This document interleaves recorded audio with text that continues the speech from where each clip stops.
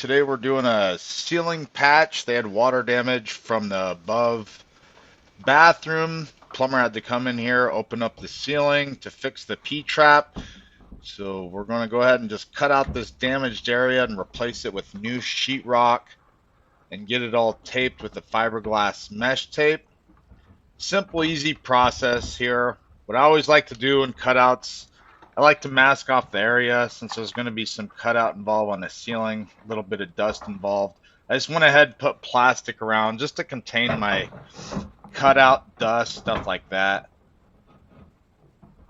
Once you get it all masked off and you're ready to start doing some demo, just measure out your area. Everybody just starts pulling away sheetrock. Sometimes you want to just take the extra time to just level out the area with a pencil. I'm using a drywall T-square. Of course, if you don't have a T-square, you can use a piece of wood like a 2x4, ruler, anything that has a straight edge. Just basically mark your points. Here I'm trying to keep it simple because it's going to use a quarter of a sheet of drywall. A sheet of drywall is 4x8. So I'm going to cut out a 2 foot by 4 foot. That way I just use a quarter section of sheetrock. And this is going to go a little further, so it's going to go like 4 feet and 6 inches. So I'm going to have to put in a little piece, but no big deal. But just kind of see your layout. Don't just start cutting out whole ceiling sections. You kind of want to mark it out. That way you're not using more sheetrock than you have on hand. You know, if it's going to be one sheet of drywall 4x8, you don't want to cut out 9 foot by 10 foot. So you want to try to just use what you have. With these patch cutouts, for me, it's always easier to do cutout like a 1x1, 2x2, 2x4 like that, or 4x4. So I try to keep it the same, so it's easy. Many tools here to use. I got a multi-tool. These multi-tools are fine and dandy, but they kind of go off course unless you really push deep into the sheetrock, which I don't like to do because I really don't know what's underneath the sheetrock. It could be wires and pipes. So sometimes it's maybe easier just to score with the razor blade your pencil line or your chalk line, and then follow it through with this multi-tool so it doesn't jump out of your groove that you made. Or you could just use a simple keyhole saw, a hand saw, or a razor blade, which is probably easier than these multi-tools. Like I said, these multi-tools, they jump all over, but I just wanted to use this tool since I had it. But you can see it just kind of zigzags and goes off center of the pencil lines. So that's why I don't like to use these multi-tools that much, at least on ceilings. Walls, they're easier because you can control, but overhead, with the dust falling on your face, they kind of jump everywhere. So that's why I don't like to use these multi-tools as much as I should.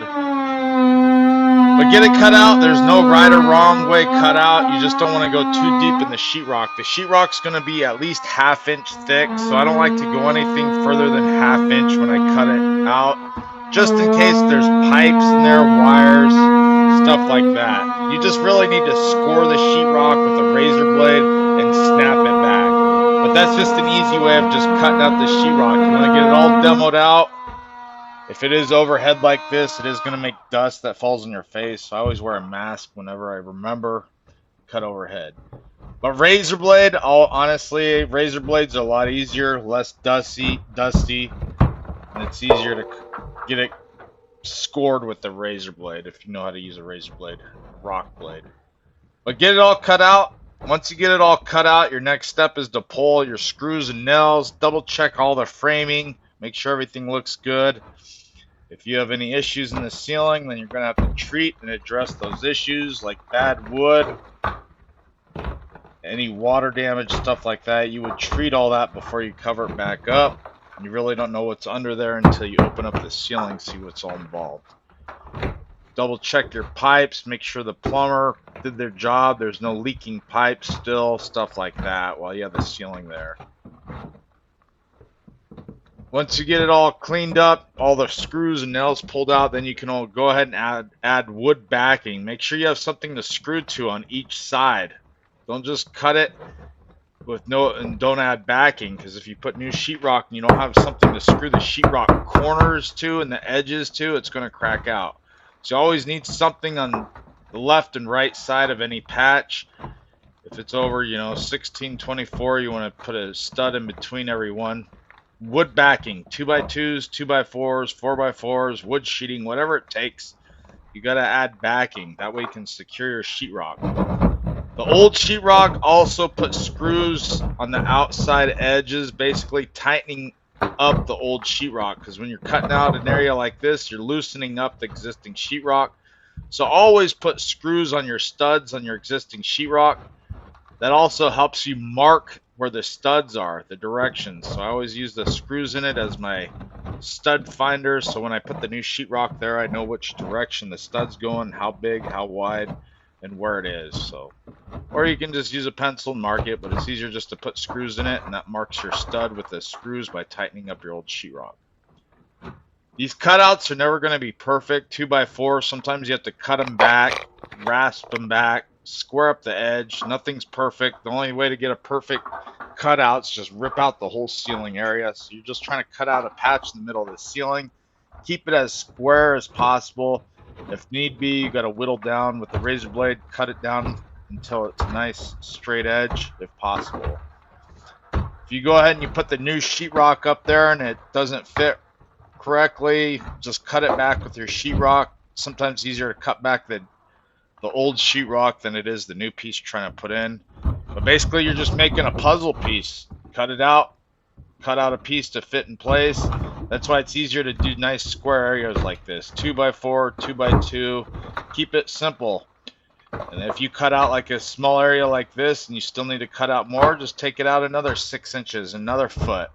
But you don't want to just start taking out the whole ceiling. You just want to take out the damaged area first, nice and square, and then if it still looks bad, take it out further, if that makes sense. Get all cut out. On this side, I caught the stud, so I'm going to cut it center of the stud, so that way I can have something to screw the new sheetrock to. In this ceiling, I found a piece of wood. Someone left a 1x2 up there. So I was just going to leave it there. But then I decided I'm going to use it because I don't want to go to my truck to use it. If the wood's still in good shape, then you could reuse the wood. I guess they left it up here in the build, or whenever someone was in the attic, they left a 1x2 in here. So I'm just going to go ahead.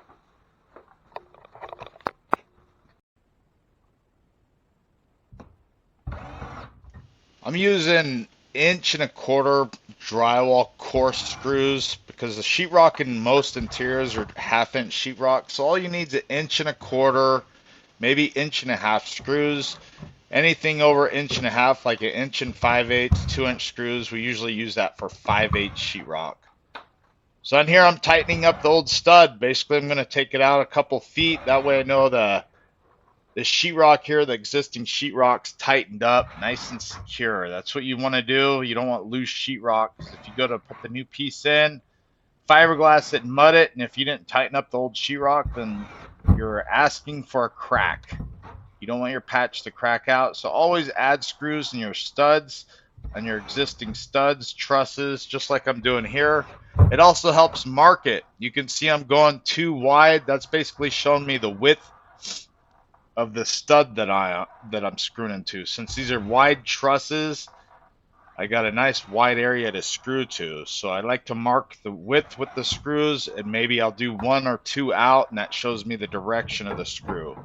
Or you could just pencil it, but the screws are sometimes easier to do since you have to put screws in it. Wood here, this is wood backing. Like I said, that piece of wood I found in there, I'm just going to use it. No need for it to just sit in the attic. Someone left it in here, so we're going to use these materials. If they're good piece of wood like this, that's all you need for backing. I'm going to add the wood backing to the right side here. What I'm trying to work in is get that wood stud on the edge. Most people think you just put the sheetrock in, screw it to the existing studs, and then you didn't need to put wood on the side. No, that's not true. You got to add wood backing. Even this is just a little 3-inch gap here. I'm still adding a piece of backing to it, so I know that I can secure my edge of my sheetrock patch to the stud. I have to have it screwed to it. If you just leave the end piece like this, I'm sure it'd work, but putting that piece of wood backing in there guarantees that it's nice and secure patch, something to screw to. But basically the studs in the center are okay, but it matters on the right and left side that you have something to screw the patch to. The other side was already cut center, so I can screw into the existing stud. Now I can screw into my backing and then use the original trusses that are there. I'm marking everything, taking my measurements. I like to measure both sides. I know this is a 4x8, so I know this is cut longer than 4 foot. So I'm going to go 4 foot because the piece of the sheetrock I'm going to cut off the truck. The trailer is going to be off a whole sheet, so I'm just doing a 4 foot by 2 foot section. If it's tight, you could put it up there and maybe put a screw or two in just to hold it in place and then cut it back with your razor. Or you could just take it down and mark it and then just cut it back with the razor blade if your patch is sitting tight. Get it to fit nice and flush. You don't want it hanging over your existing sheetrock. You need the patch nice and flush. Also, make sure you use the correct sheetrock because there is 1/2 inch sheetrock, 5/8 sheetrock. So if you're putting in new sheetrock, make sure you use the original type. 5/8 is usually meant for garages, condos, apartments. It's a fire-rated, thicker, heavy-duty sheetrock. Most interior is done with 1/2 inch sheetrock, 1/2 inch drywall. So just make sure you use the correct stuff. You don't go buy a 5/8 and you put the patch in on a 1/2 inch ceiling like this, and you'd have a big hump on your ceiling where you put the patch. So a lot of people make that mistake. I've gone to jobs where people hung sheetrock themselves. They said, oh, I just need you to come and mud it, texture it. We got it all hung, and I go there and they use the wrong sheetrock. So now I have to take the sheetrock out, get new sheetrock, put it in, so we don't have that big difference, big gap. If you use the wrong sheetrock, you don't want a big hump on the wall or a big gap in the wall. It's even worse if you have a 5/8 wall that existing and then you put 1/2 inch. Now you got a really deep patch that's going to require 4 or 5 coats just to make it flush again. So you want to use the correct sheetrocks, correct size. If you're not sure, just measure the sheetrock with the tape measure, 1/2 inch or 5/8. The only two out there usually. That's standard in most homes. But yeah, once you get it all secured, plenty of screws. I like to add screws every 4 inches. Some people say that's overkill, but it's better safe than sorry to have plenty of screws in it to tighten it up. You want it nice and tight, all the existing studs tight. Anything you need to do, cut back, make everything nice and flush and secure. Once you get everything flush and secure, everything looks good, go through with your 6-inch knife. Scrape it. You got to scrape all your goobers, any high spots, any stuff like that. Any screw heads that you didn't countersink into the sheetrock. You'll know once you go over it with a 6-inch knife if you need to reset your screws deeper. Once everything's scraped off, I'm going to use a spray glue. This spray glue is optional. The reason I'm spraying this is because it's overhead and it just tacks the fiberglass mesh tape into place. I like to use fiberglass mesh tape on all my repair works. There's so many different types of fiberglass mesh tape out there. Some are better than others, but the standard go-to fiberglass mesh tape is sold at most home improvement stores. Just go ahead and use that. I know everybody wants to use fiber fuse, paper tape, this and that. Fiber fuse, paper tape, stuff like that, if it's not fiberglass, you're going to have plenty of mud underneath it before you trowel out the paint so the tape sticks correctly. Fiber fuse, paper tape, all that mud has to dry before you coat over it. And most of those you want to use like a joint compound that dries and shrinks back overnight if you're using paper tape or fiber fuses. If you try to use hot mud, sure, you can use hot mud so the tape sets up quickly, but I recommend using joint compounds if you do use paper tapes or fiber fuses and let them dry overnight before you coat it. With these jobs, I have to finish it in one trip. I can't keep coming back, driving across town over and over to go back to a job to finish it. So once I start, I have to finish the job, get it all mudded, coated, and textured. If you're a do-it-yourselfer, of course, don't do this technique. You can just use a joint compound that has to dry overnight. Then you sand it, second coat, sand it, third coat, sand it, texture. So that's the difference with hot muds that I'm going to be using on this patch later versus joint compounds. Joint compounds are easier for beginners. The muds I'm going to use on this is a quick set hot mud, like a 5-minute mud that sets up quicker, and that'll be later on in the video or the next section of the video. So this will probably be a 2-video part, getting it all sheetrocked, taped, ready for mud. Then I might make a second video doing the mudding and texturing process. But to get everything scraped up, everything looks good, ready to go, then you're ready to fiberglass it. Get it all fiberglass, get it all ready for mud, and then you can turn around and mud it. You just want to make sure everything's taped good. Don't miss any cracks, any seams with tape, because you don't want to do your mudding and then have to put down your mud, go grab your tape and finish taping something you missed.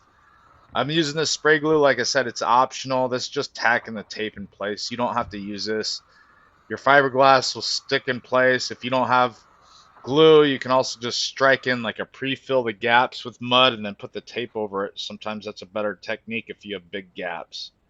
But this is my technique. Just going to get it all taped up here with fiberglass mesh tape. This is a standard fiberglass, and you'll show at the end here there's other fiberglasses that I use. There's a green fiberglass, yellow fiberglass, different colors. The green one's like a mold resistant fiberglass that they sell. It just means it's sprayed with some chemicals that mold won't grow on. The standard white fiberglass, the go-to. The yellow fiberglass tape you'll see at the home improvement store. Some people like to use that. What the yellow is that if you coat it and you still see the yellow tape bleeding through your mud work, then you know you need another coat of mud. So that's what the difference between a white fiberglass and a yellow fiberglass is. So I just use a standard white fiberglass. There's also a brown fiberglass I'm going to show. They sell that stuff at some home improvement stores. That's a really heavy duty go-to fiberglass. If you're uncertain, you don't want your stuff to crack, you can spend the extra money. It's twice as much and you get this brown fiberglass. Difference in fiberglass is normal fiberglass just goes vertical and horizontal fiberglass strands. The good fiberglass tape goes vertical, horizontal, diagonal, every which direction for the fibers in the fiberglass. And you can see the difference here in the fiberglasses. The brown is the go-to expensive stuff. It's really strong, wider, thicker tape. It's expensive stuff, but the regular go-to stuff is just a regular white fiberglass. And you can see the difference between the two here, that one's thicker than the other, more detail in the fiberglass going every which way, diagonals. So that's why it's a stronger tape.